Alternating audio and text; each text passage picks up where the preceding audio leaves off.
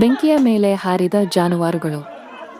ಬಸವ ಜಯಂತಿಯ ಶುಭ ಸಂದರ್ಭದಲ್ಲಿ ರೈತಾಪಿ ವರ್ಗದವರು ತಮ್ಮ ಬದುಕಿನ ಅವಿಭಾಜ್ಯ ಅಂಗವಾದ ಜಾನುವಾರುಗಳನ್ನು ಪೂಜಿಸಿ ಸಂಭ್ರಮಿಸುವುದು ಒಂದು ಸಂಪ್ರದಾಯ. ಚಿಕ್ಕಮಗಳೂರು ತಾಲೂಕಿನ ಹಂಪಾಪುರದಲ್ಲಿ ಈ ಆಚರಣೆಯನ್ನು ಮುಂದುವರೆಸಿಕೊಂಡು ಬರಲಾಗಿದ್ದು, ಬಸವ ಜಯಂತಿಯಂದು ರಾಸುಗಳನ್ನು ತೊಳೆದು ಸ್ವಚ್ಛಗೊಳಿಸಿ ಅವುಗಳ ಮೈಮೇಲೆ ಬಣ್ಣ ಬಣ್ಣದ ಚಿತ್ತಾರಗಳನ್ನು ಬಿಡಿಸಿ ಕೊಂಬುಗಳಿಗೆ ಬಣ್ಣ ಹಚ್ಚಿ ಗೆಜ್ಜೆ ಹಾಗೂ ಹೂವಿನ ಹಾರಗಳಿಂದ ಶೃಂಗರಿಸಿ ಸಂಜೆಯ ವೇಳೆಗೆ ಗ್ರಾಮದ ದೇವಸ್ಥಾನದ ಬಳಿ ಒಣ ಹುಲ್ಲು ಮತ್ತು ಕಟ್ಟಿಗೆಗಳನ್ನು ಜೋಡಿಸಿ ಬೆಂಕಿ ಹಾಕಿ ಶೃಂಗಾರಗೊಂಡ ರಾಸುಗಳನ್ನು ಈ ಉರಿಯುತ್ತಿರುವ ಕಿಚ್ಚಿನ ಮೇಲೆ ಹಾರಿಸುವುದು ಈ ಹಬ್ಬದ ಅತ್ಯಂತ ರೋಮಾಂಚಕ ಕ್ಷಣವಾಗಿರುತ್ತದೆ.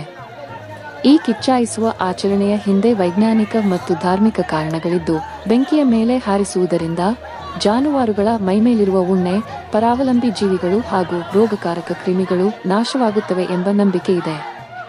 ಅಷ್ಟೇ ಅಲ್ಲದೆ ಇದು ರಾಸುಗಳಲ್ಲಿ ಹೊಸ ಚೈತನ್ಯವನ್ನು ತುಂಬುತ್ತದೆ ಮತ್ತು ಮುಂಬರುವ ಕೃಷಿ ಚಟುವಟಿಕೆಗಳಿಗೆ ಅವುಗಳನ್ನು ಸಜ್ಜುಗೊಳಿಸುವ ಸಂಕೇತವೂ ಹೌದು ಎನ್ನಲಾಗುತ್ತದೆ.